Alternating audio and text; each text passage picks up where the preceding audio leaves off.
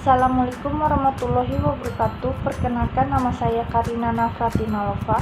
Saya sebagai moderator dari kelompok 5. Saya akan mempresentasikan materi yang berjudul Potensi dan Permasalahan Kependudukan. Sebelum itu, saya akan memperkenalkan teman-teman saya, yaitu Tamara Clarissa dan Yeremi Endra Novian. Baik, saya tidak akan memperpanjang waktu, kita mulai saja. Materi pertama, pertumbuhan penduduk dan kualitas hidup.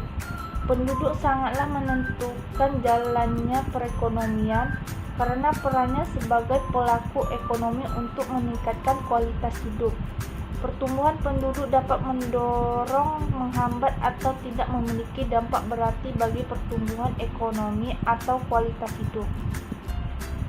Proses pertumbuhan ekonomi dipengaruhi oleh dua macam faktor, yaitu faktor ekonomi dan faktor non-ekonomi, di mana salah satunya adalah faktor kependudukan. Kelompok pesimis. Kelompok pesimis percaya bahwa ada dampak negatif dari pertumbuhan penduduk terhadap pertumbuhan ekonomi. Kelompok pesimis menganggap negara tidak mampu menghasilkan modal untuk berinvestasi di bidang teknologi, tenaga kerja, dan faktor lain yang bisa meningkatkan produktivitas mereka. Pengaruh pembangunan ekonomi terhadap pertumbuhan penduduk dilihat dari kelahiran dan kematian. Tingkat kematian yang rendah bisa berasal dari persediaan makanan yang lebih banyak, program-program yang promortalitas, dan faktor lain yang merupakan akibat langsung dari perubahan perekonomian. Penurunan tingkat kelahiran bisa terjadi karena perubahan struktur produksi yang menghilangkan arti penting keluarga sebagai unit produksi dan meningkatkan peran wanita dalam perekonomian dan perkembangan teknologi untuk pembatasan kelahiran. Cole dan Covers 1958. Terhadap tiga aspek yang perlu diperhatikan dalam menganalisis pengaruh pertumbuhan penduduk terhadap pendapatan berkapita, yaitu 1. Jumlah penduduk, 2. Pertumbuhan penduduk, 3. Komposisi penduduk menurut umur. Kelompok optimis. Kelompok optimis menganggap pertumbuhan penduduk sebagai modal dalam meningkatkan pertumbuhan ekonomi. Pertumbuhan jumlah penduduk dalam jangka pendek memang menyebabkan kelangkaan bahan makanan dan kemiskinan. Akan tetapi, pertumbuhan jumlah penduduk juga menyediakan tenaga kerja yang mampu berinovasi, menciptakan teknologi baru untuk meningkatkan persediaan bahan makanan akibat adanya kelangkaan bahan makanan tersebut. Teori Thomas Robert Malthus.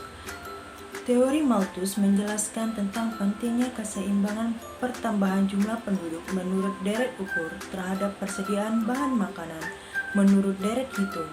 Selain itu, Malthus mengemukakan beberapa pendapat tentang kependudukan.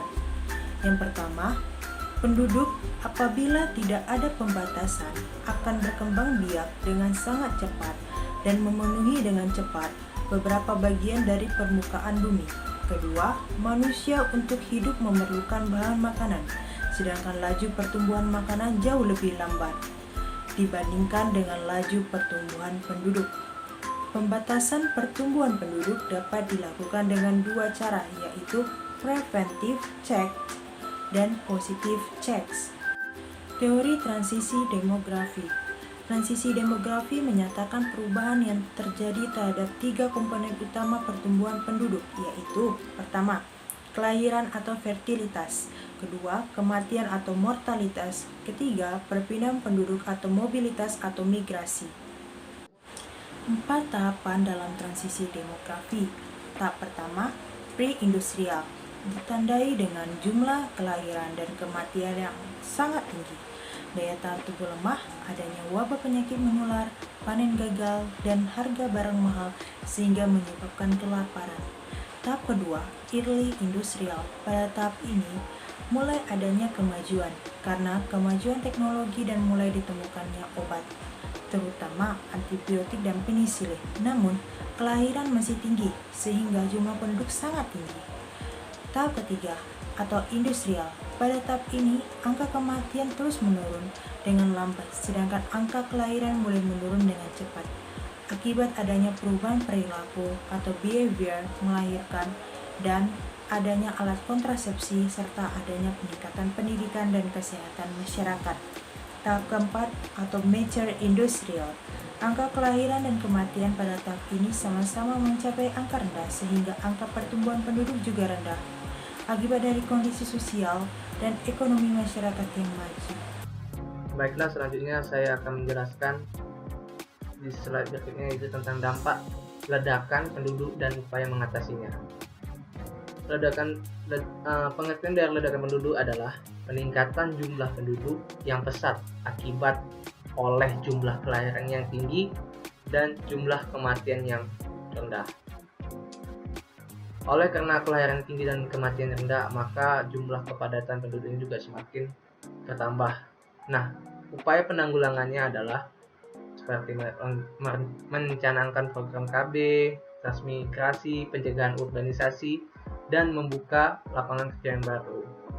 Dari ledakan penduduk ini akan mengakibatkan dampak antara lain ada terjadinya kemiskinan. Yang kedua ada pengangguran, yang disebabkan kemiskinan tadi pengangguran dan kerusakan lingkungan, masalah-masalah sosial, dan yang terakhir ada dampak yang dirasakan adalah fasilitas pemenuhan kebutuhan tak seimbang. Permasalahan pengangguran. Pengangguran merupakan sebuah istilah di mana seseorang sedang tidak bekerja sama sekali, sedang mencari pekerjaan, bekerja kurang dari 2 hari selama seminggu, atau seseorang yang sedang berusaha mendapatkan pekerjaan yang layak dan yang dia inginkan. Pengangguran seringkali menjadi masalah tersendiri di berbagai negara di dunia, tak terkecuali adalah Indonesia. Adanya pengangguran telah menyebabkan produktivitas dan pendapatan masyarakat akan berkurang, sehingga akan menyebabkan kemiskinan dan masalah-masalah sosial yang lainnya. Ketidakseimbangan antara pekerjaan dan jumlah tenaga kerja ini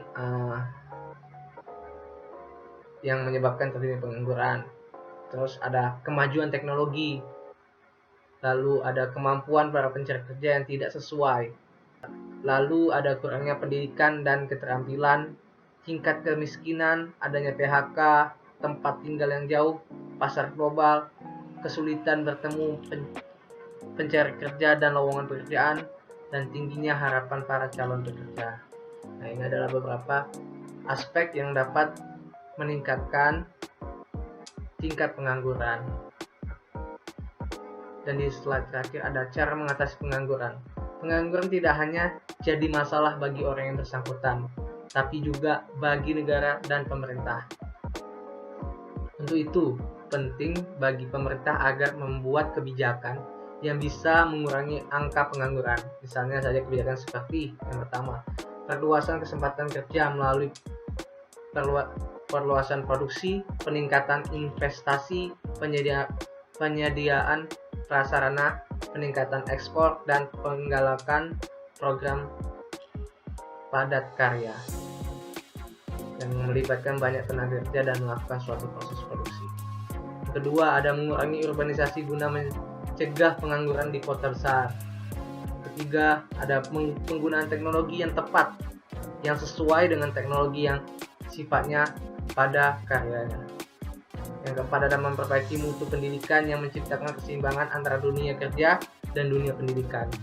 Kelima, ada pengendalian laju pertumbuhan penduduk melalui program rencana atau KB.